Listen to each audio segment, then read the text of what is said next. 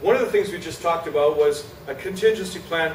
Who knows what to do without having to panic and that the information is decided in advance? So let me give you a perfect example.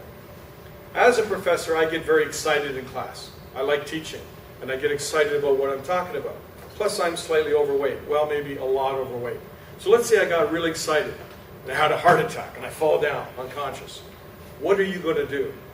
I can tell you what most of you do. You would have like 17 people dial 911 at the same time.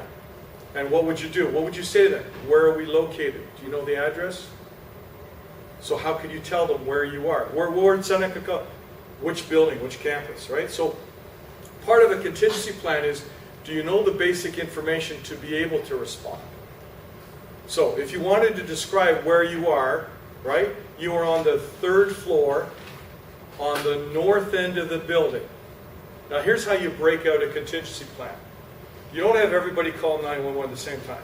You have one person go downstairs to the elevator to talk to the security guard to make sure that when the ambulance pulls up, there's not a whole bunch of people smoking out front getting in the way. And there's not some guy dropping off his girlfriend there that prevents the ambulance getting in the way. So that's an example of one person's job. The second person will go down and make sure the elevator is waiting. Because you know when you come in the building in the morning, it takes forever to get the elevator.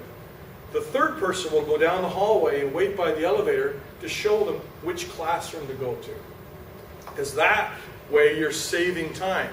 And in a real emergency situation, that's an important consideration, right?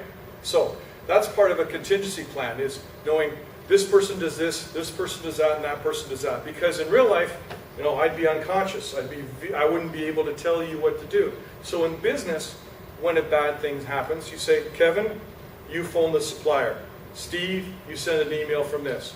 John, you make sure that this doorway is clear, etc. That's the important part of having a contingency plan.